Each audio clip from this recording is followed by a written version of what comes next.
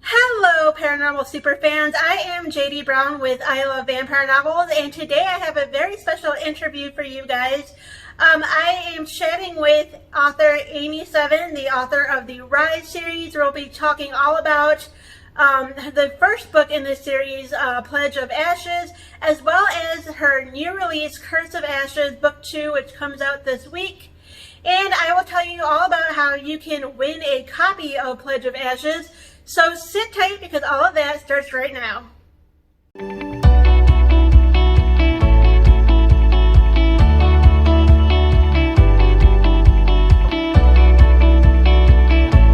Okay, well, hello, Amy. First of all, how are you doing today? Very well. Thank you for asking. How are you? I'm good. So let's start off nice and easy. Can you introduce yourself? Tell me where you're from, what you do, things like that. Sure.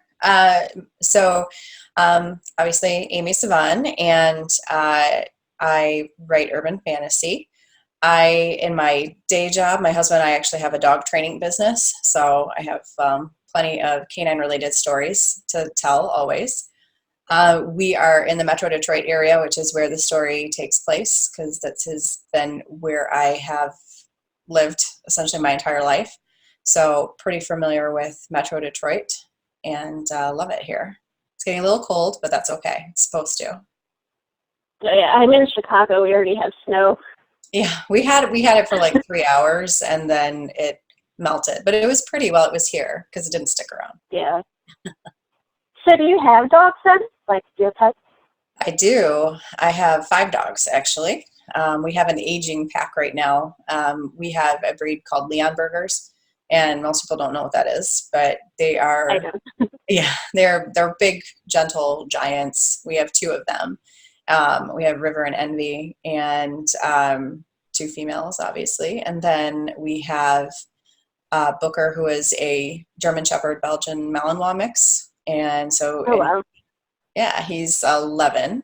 And then we have our little rescue guy who is of ambiguous origins, and he's like a pit bull beagle mix, we call him. So we call him a piggle. Uh, and Yeah. he's old and lumpy now, and somewhere around the age of 13.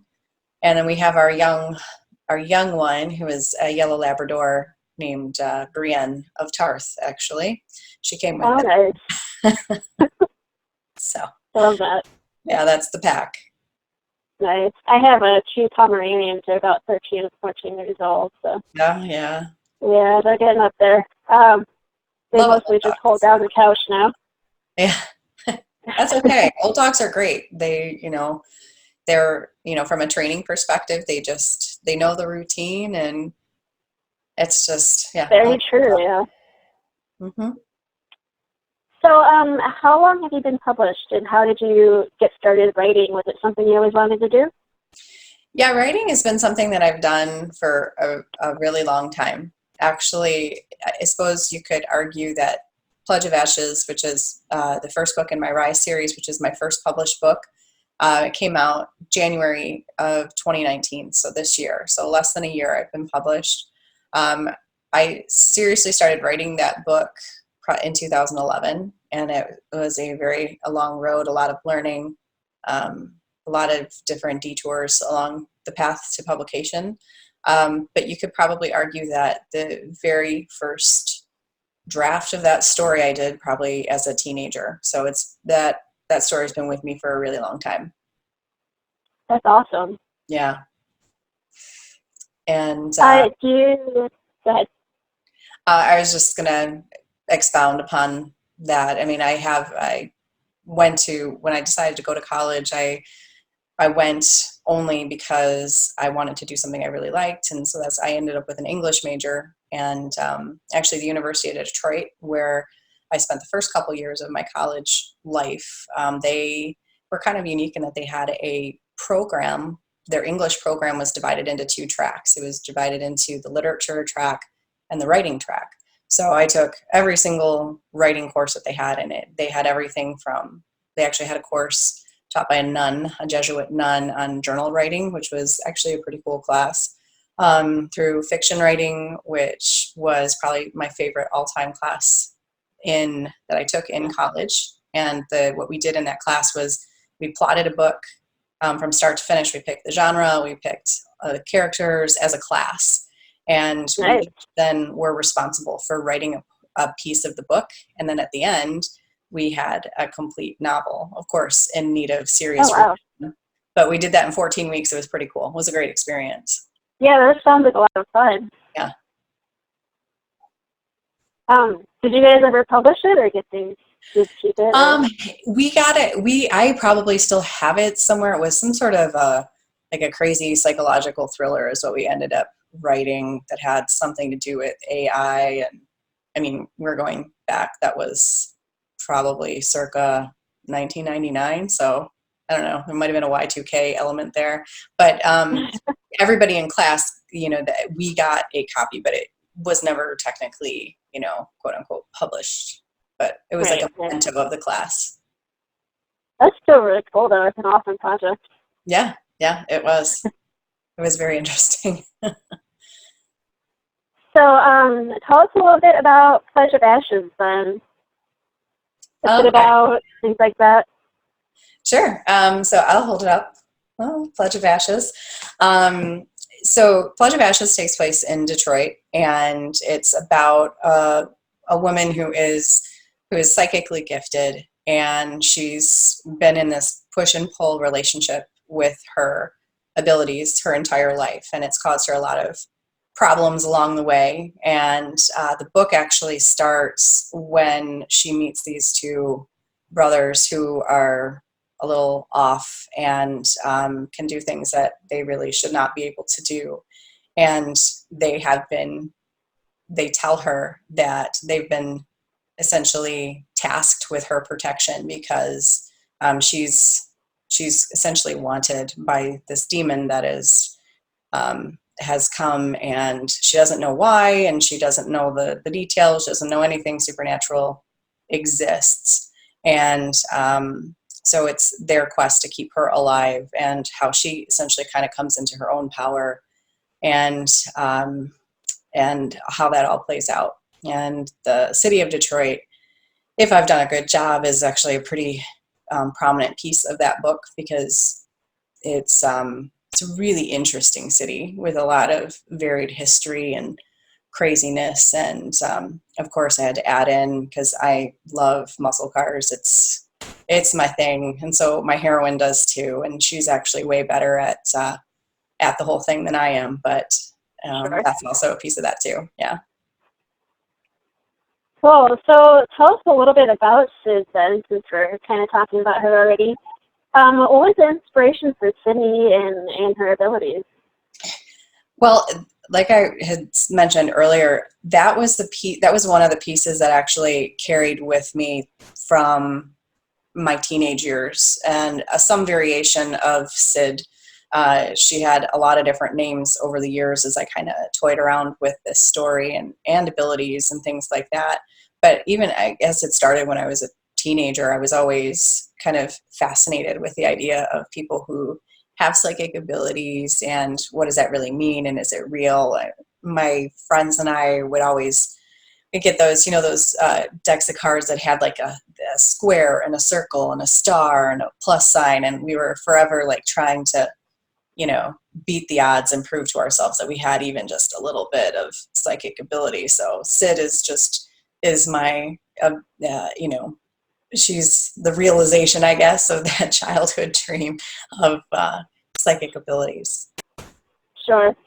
Were maybe you any good at it, like guessing the shapes? I don't know that we ever actually proved that we had anything other than, a little bit of luck on our side occasionally. Sure. Sure. Yeah. Can't say I haven't been there. Yeah.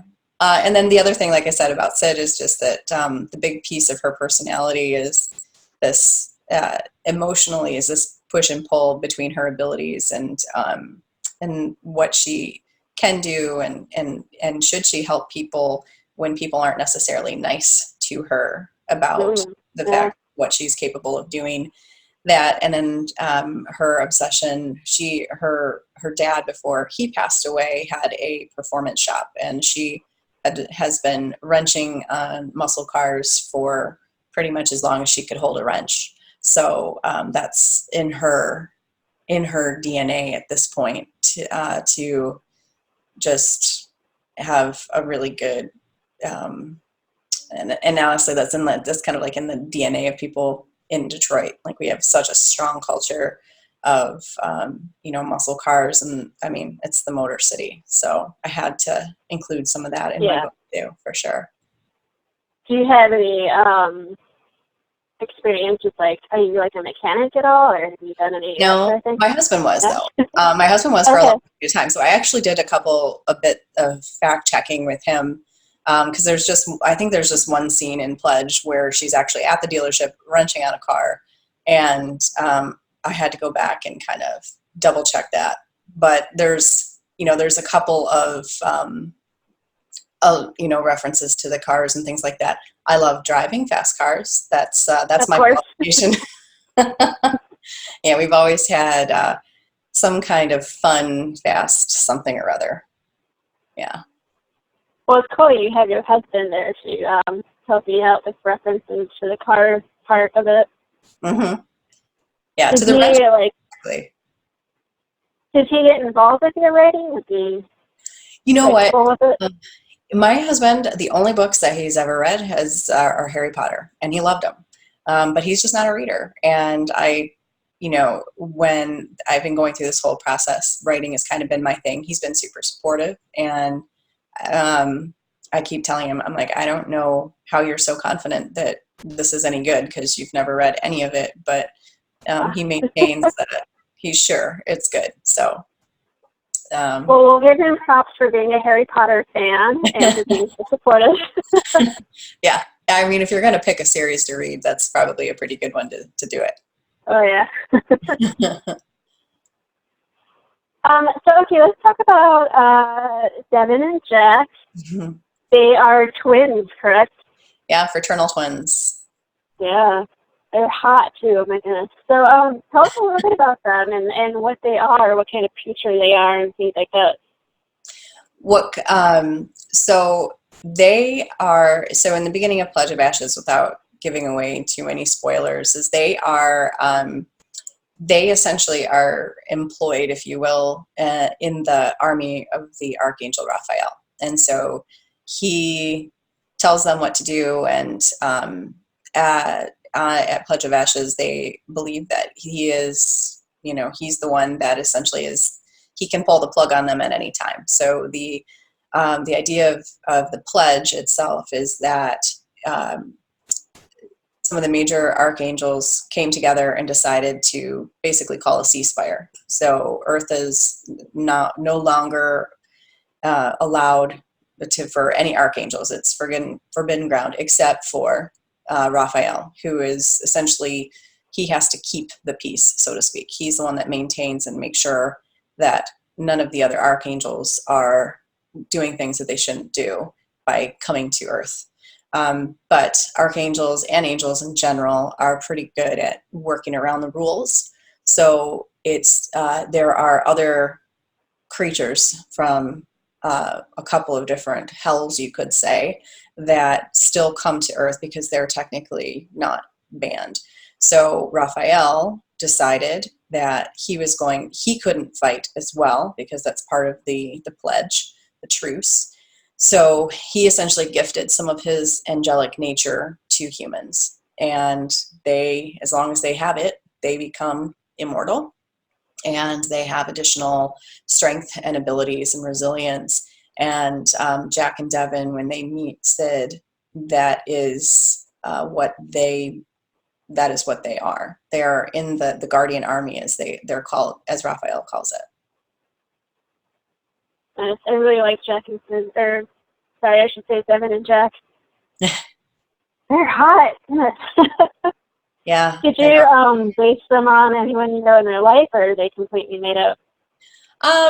So in the beginning, not so much, but you get all kinds of different advice as an author, and a lot of people always they're like, well, who would they be if you had to cast somebody to play them? And so kind of in my head, with obviously some a little bit of differences, but I kind of think of Devin as a Ian Somerhalder type. Damon from Okay. yeah, that's Yes. kind of that's my model.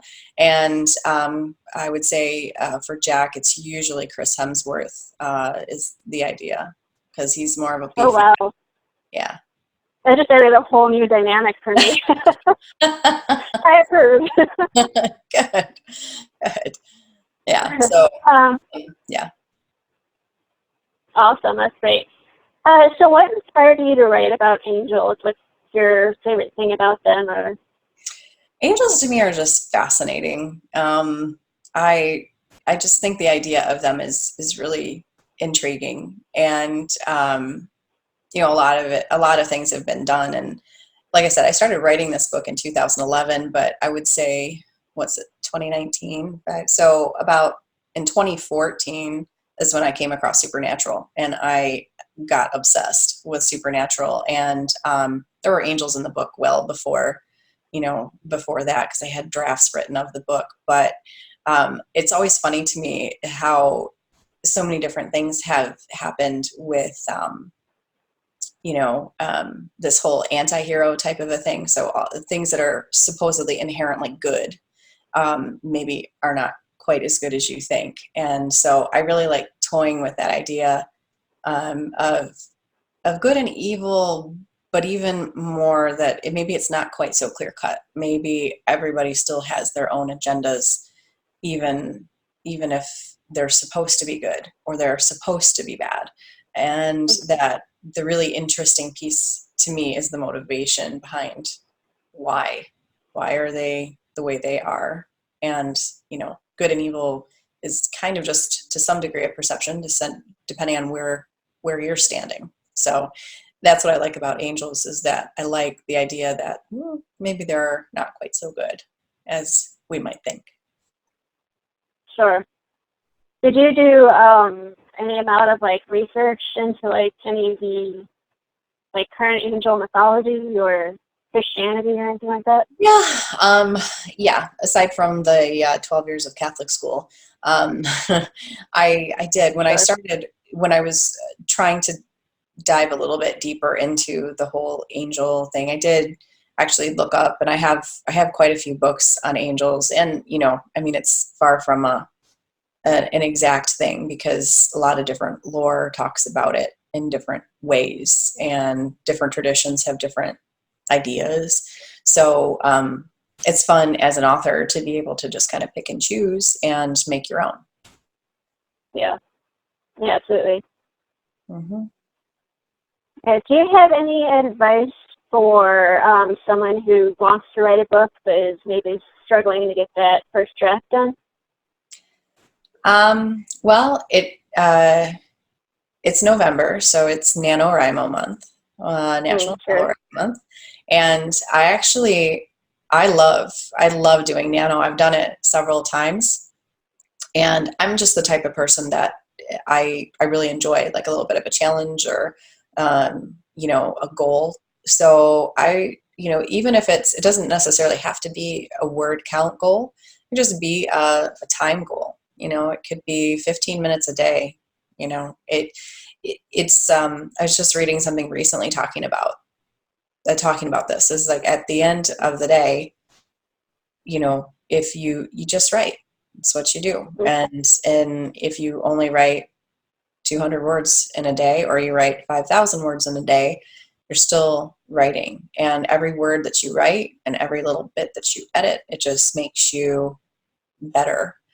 The books that I've written at this point, even the ones that are still not completely done, they're in draft.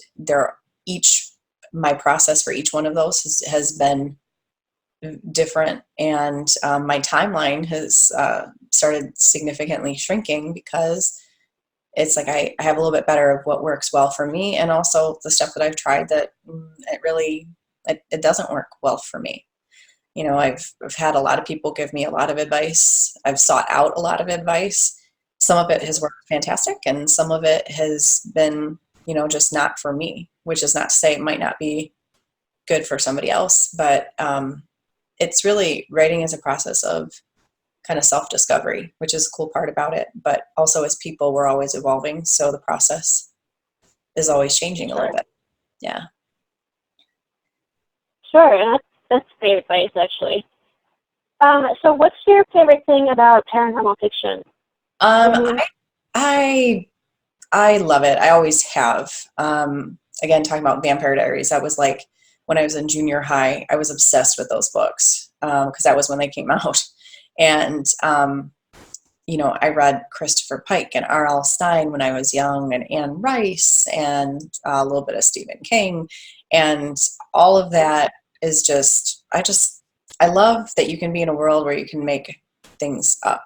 And to me, the best part about reading a book is you get to be out of yourself for a little while, because life is hard, and there's always challenges that you're facing, and to just be able to switch gears. And if I switch gears, I like to, you know, switch a couple gears and be able to just do something that is completely out there. So that is what I think I like the most about paranormal, is just, it's, you know, it's a completely different world.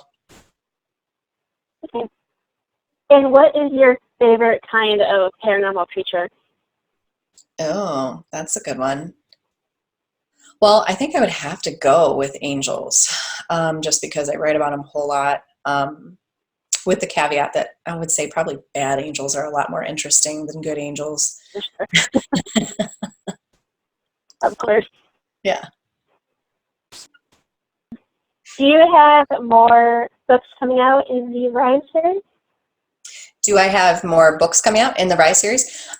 Yes. Actually, I will have a pre-order up for the third book in the Rise series, which will be Fallen from Ashes. And by the time Curse comes out, there should be a pre-order link in the back of Curse for that. But it's going to be October 30th of 2020 that the third book will be coming out. Wonderful. And did you say there'd be a fourth book? Yes, at this point, I know how the series ends, vaguely, but at this point, it's not designed as a trilogy. It's designed as something that is going to kind of continue on. There's a lot of story left to tell. There's a lot of reveals. There's a lot of angst and, you know, romance and all that fun stuff that still is yet to be written. Well, that makes me happy. I really want to go back and read book 1 because I started with book 2. Yeah. So where can our readers find you? Do you have like a Facebook page, Twitter, Instagram, anything like that? Yeah.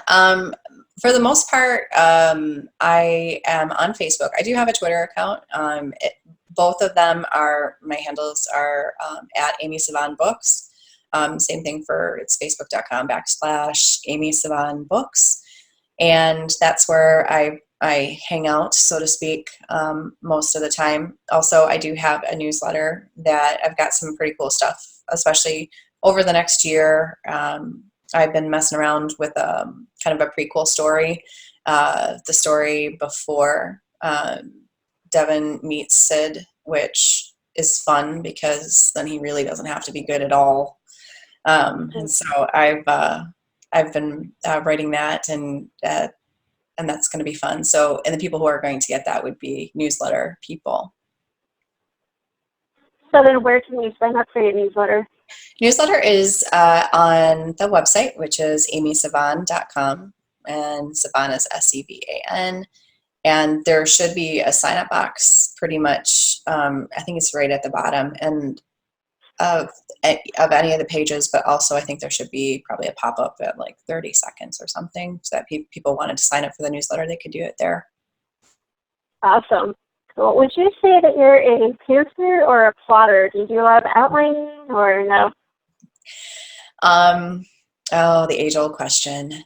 So I wish I was a more dedicated plotter. I am not a dedicated plotter. On my best days, I like to think I'm a plotter. And that was actually how I wrote the fantasy romance. And I wrote it really quickly. I was really jazzed about the idea. And I wrote a first draft in like 6 weeks. It was crazy, but I had it all plotted out. The Rise series it's a little bit more complicated, especially as I go through the books. There's a lot of, Easter eggs and little things that I want to plant and do it in a craftful way. So what usually ends up happening is I write an entire first draft, and I sit on it for a little bit, and then I scrap it and I start all over I pants it first, and then I go back and plot it once I kind of have my ideas out.